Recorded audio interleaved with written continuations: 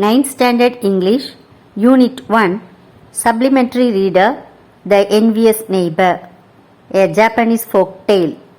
Warm up. Discuss the following. First question. Ratan Tata and Azim Premji are a few rich people of India who spend a part of their wealth on charity. What influences them to share and care for others? Ratan டாட்டாவும் Azeem பிரேம்ஜியும் இந்தியாவில் உள்ள பெரிய பணக்காரங்க.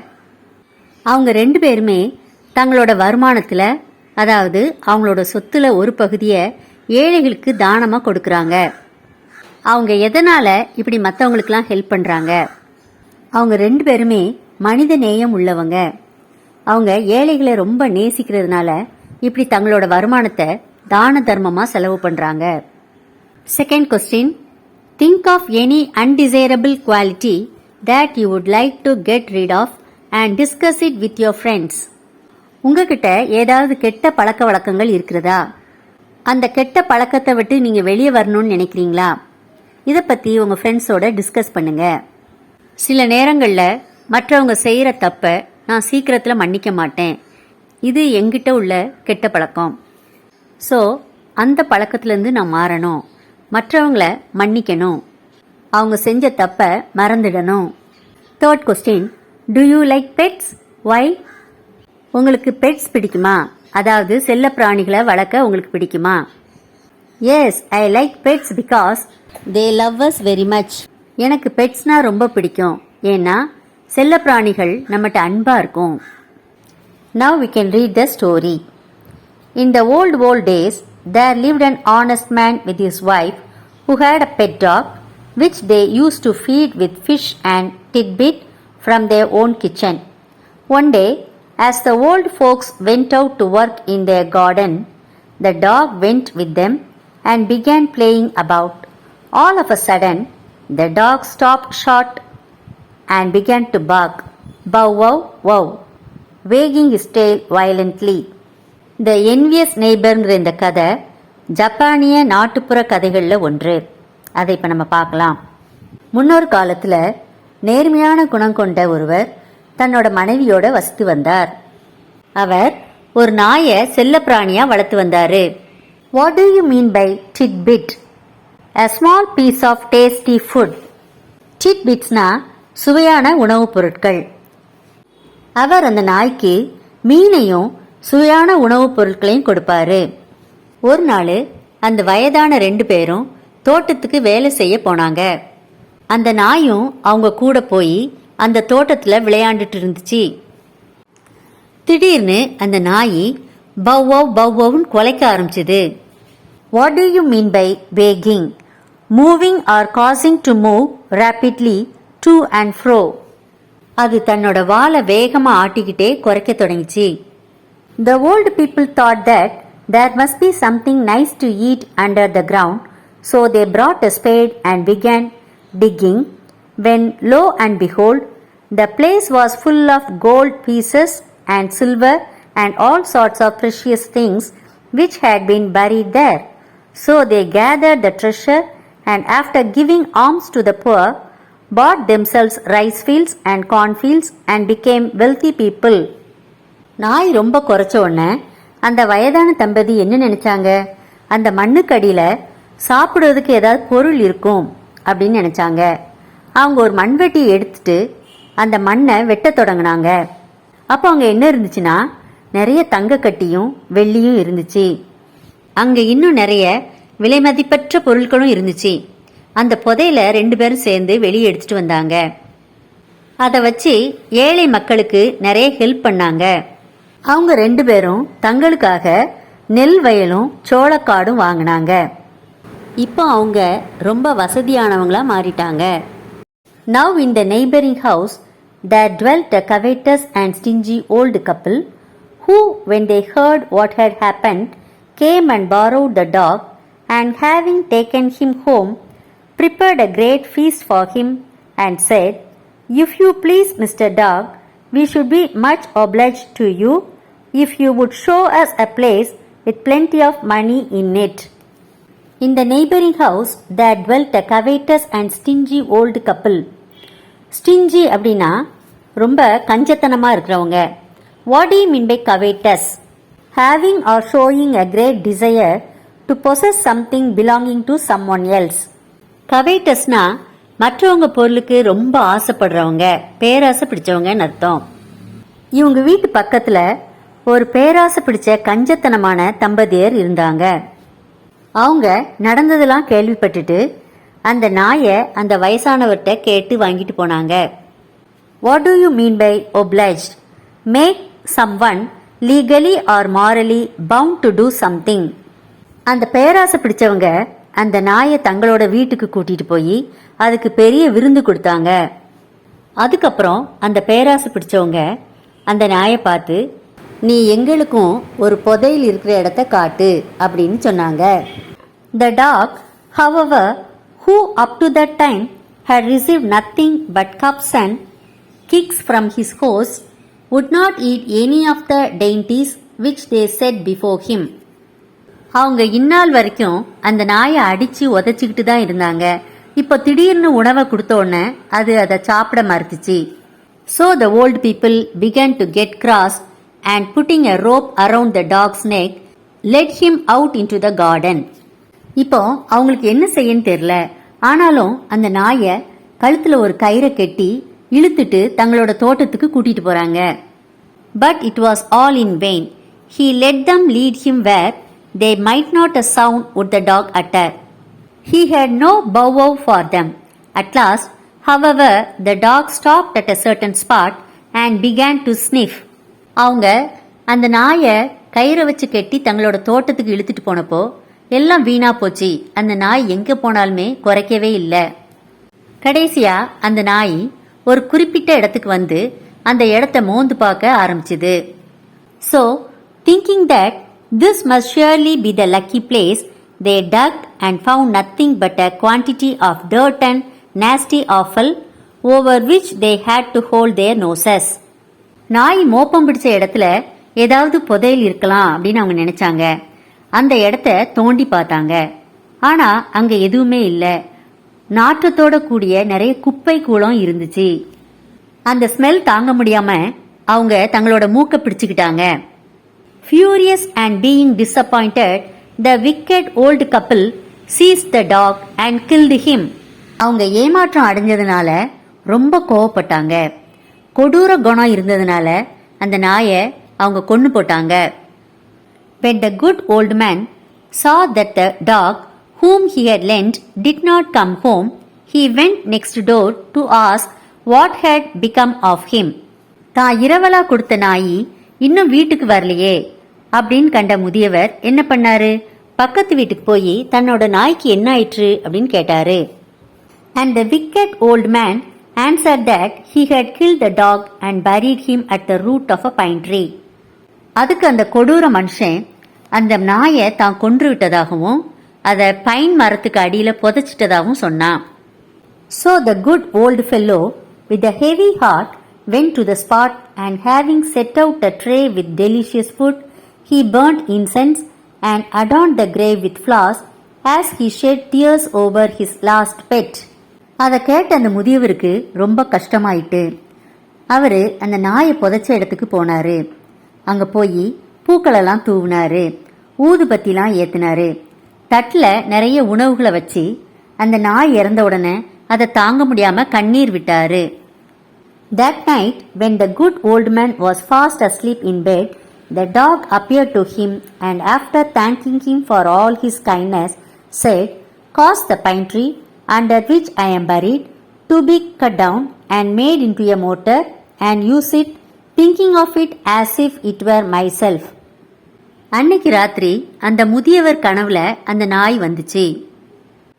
அவர் தன்னிடம் காட்டிய அன்புக்காக அது நன்றி சொல்லிச்சு.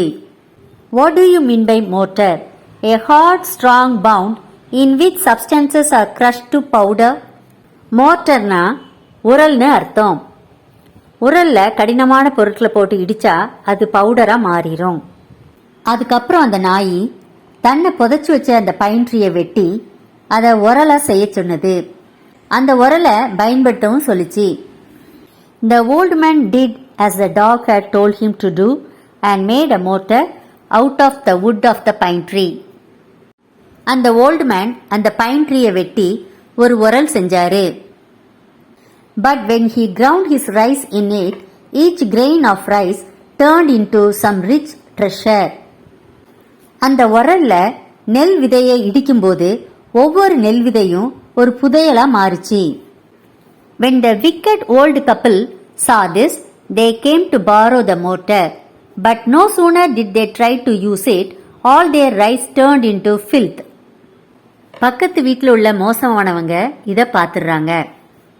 அவர் அந்த உரலை இரவலா வாங்கிட்டு போறாரு. அவர் அந்த உரலை பயன்படுத்த ஆரம்பிச்ச உடனேயே அவரோட நெல் எல்லாமே குப்பை கூளமா மாறிட்டு. So in a fit of rage, they broke the mortar and burnt it. அவருக்கு ரொம்ப கோபம் வந்ததால அந்த உரலை உடைச்சி எரிச்சிட்டாரு. But the good old man, little suspecting that his precious mortar had been broken and burnt, wondered why his neighbors did not bring it back to him. இது அந்த முதியவருக்கு தெரியாது. நம்ம உரலை ஏன் இன்னும் அவர் கொண்டு வந்து தரல அப்படின்னு ஆச்சரியப்பட்டாரு. One night the dog appeared to him again in a dream and told him what had happened, adding that if he would take the ashes of the burnt mortar and sprinkle them on withered trees, the trees would revive and suddenly put out flowers. திரும்பவும் அந்த முதியவரோட கனவுல நாய் வந்துச்சு. அது என்ன நடந்துச்சுன்னு விளக்கமா அவர்கிட்ட சொல்லிச்சு. அந்த உரலை எரித்த சாம்பலை எடுத்துட்டு வந்து காய்ந்து போன மரங்கள் மீது தெளிச்சா அந்த மரங்களுக்கு உயிர் வரும், பூக்கள்லாம் பூக்க ஆரம்பிக்கும் அப்படின்னு நாய் சொல்லிச்சு. What do you mean by withered? Become dry and shriveled. காய்ந்து போன அப்படின்னு அர்த்தம். After saying this, the dream vanished and the old man, who heard for the first time of the loss of his mortar, ran out weeping to the neighbor's house and begged them at any rate to give him back the ashes of his treasure.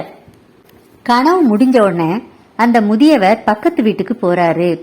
அங்க போய் அழுது முறையிடுறாரு. எப்படியாவது அந்த சாம்பலை எனக்கு தாங்க அப்படின்னு கெஞ்சி கேட்கிறாரு. Having obtained it, he returned home and made a trial of their virtues upon a withered cherry tree, which upon being touched by the ashes immediately began to sprout and blossom. அந்த சாம்பலை தன்னோட வீட்டுக்கு அந்த முதியவர் கொண்டு வர்றாரு. அதோட சக்தியை சோதிக்கிறதுக்காக ஒரு பட்டுப்போன செரி மரத்துல அதை தூவுறாரு. இப்போ அந்த மரம் துளிர் விட்டு பூக்க தொடங்குது. When he saw this wonderful effect, he put the ashes into a basket and went about the country, announcing himself as an old man who had the power of bringing dead trees to life again. இந்த அதிசயத்தை பார்த்த அந்த முதியவர் ரொம்ப சந்தோஷப்பட்டாரு. அந்த சாம்பலை எடுத்துட்டு அதையெல்லாம் ஒரு கூடையில போட்டாரு. இப்போ அவர் தன்னுடைய நாடு முழுக்க போய் இறந்த மரத்தை உயிர்ப்பிக்க செய்யும் சக்தி என்னிடம் இருக்கு அப்படின்னு சொல்றாரு. A certain prince, hearing of this and thinking it a mighty strange thing, sent for the old fellow, who showed his power by causing all the withered plum and cherry trees to shoot out and put forth flowers. So the prince gave him a rich reward of pieces of silk and cloth and other presents and sent him home rejoicing.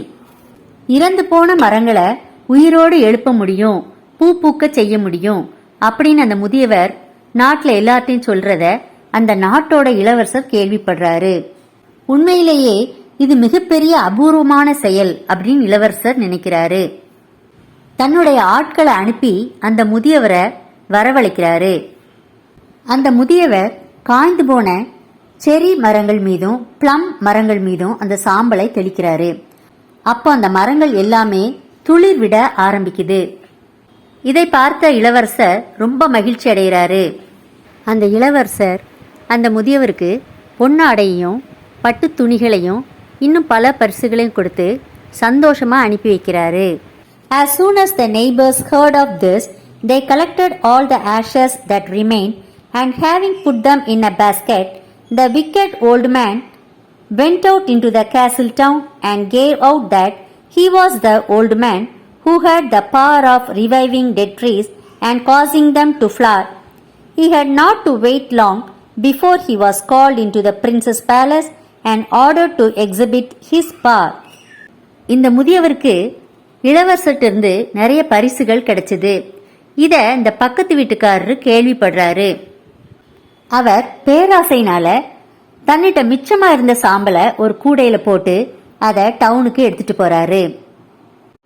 இறந்து போன மரத்தை உயிரடைய செய்யவும் பூ பூக்க செய்யவும் எனக்கு சக்தி இருக்குது அப்படின்னு எல்லாத்தையும் சொல்றாரு. இளவரசர் தன்னை கூப்பிடுறதுக்கு முன்னாலே அவரால் காத்திருக்க முடியல. அவர் தானாகவே அரண்மனைக்குள் செல்றாரு. தன்னுடைய சக்தியை வெளிக்காட்ட ஆரம்பிக்கிறாரு. But when he climbed up into a withered tree and began to scatter the ashes, not a bud or flower appeared, but the ashes all flew into the prince's eyes and mouth, blinding and choking him. அந்த மனுஷன் ஒரு காய்ந்த மரத்து மேலே ஏறி அந்த சாம்பலை எல்லாம் தூவ ஆரம்பிச்சான். ஆனா அதுல ஒரு மொட்டோ மலரோ எதுவுமே உருவாகல. மாறா என்ன நடந்துச்சுன்னா, இளவரசர் கண்களிலும் வாயிலையும் அந்த ஆஷஸ் எல்லாம் பட்டுட்டு. When the prince's retainers saw this, they seized the old man and beat him almost to death, so that he crawled off home in a very sorry plight. When he and his wife found out what a trap they had fallen into, they scolded themselves. அந்த சாம்பலெல்லாம் இளவரசரோட கண்களில் பட்ட உடனே அதை பார்த்துக்கிட்டு இருந்த காவலாளிகள் என்ன பண்ணாங்க? அவங்க அந்த மனுஷனை இழுத்துட்டு போய் ரொம்ப அடிச்சாங்க. அவரு தட்டு தடுமாறி ரொம்ப மனசு வேதனைப்பட்டு தன்னோட வீட்டுக்கு திரும்பினாரு. அவங்க ஒரு வலைக்குள்ள மாட்டிக்கிட்டதை உணர்ந்தாங்க. அதனால 2 பேருமே மாறி மாறி திட்டிக்கிட்டாங்க. The good old man and woman, as soon as they heard of their neighbor's distress, sent for them, and after reproving them for their greed and cruelty, gave them a share of their own riches, which by repeated strokes of luck had now increased to a goodly sum. So the wicked old people mended their ways and led good and virtuous lives ever after. நல்லவங்களா இருந்த அந்த முதியவரும் அவரோட மனைவியும் பக்கத்து வீட்டுக்காரங்களை பார்த்து அவங்களோட துன்பத்தை பார்த்த உடனே அவங்கள தன்னோட வீட்டுக்கு வரவழைச்சாங்க. பக்கத்து வீட்டுக்காரங்களோட பேராச குணத்தையும் கொடூர புத்தியும் இந்த முதியவர் கண்டிச்சாரு. தங்களோட சொத்துல ஒரு பங்கை அவங்களுக்கு இந்த முதியவர் கொடுக்கறாரு. அந்த பக்கத்து வீட்டுக்காரரும் தன்னோட தீய எண்ணங்களெல்லாம் விட்டுட்டு நல்ல பண்புகளோடு வாழ கத்துக்கிட்டாரு. அந்த பக்கத்து வீட்டுக்காரங்களும் இப்போ நல்லவங்களா மாறிட்டாங்க. இந்த வீடியோ உங்களுக்கு யூஸ்ஃபுல்லா இருந்துச்சுன்னா லைக் பண்ணுங்க, ஷேர் பண்ணுங்க, சப்ஸ்கிரைப் பண்ணுங்க.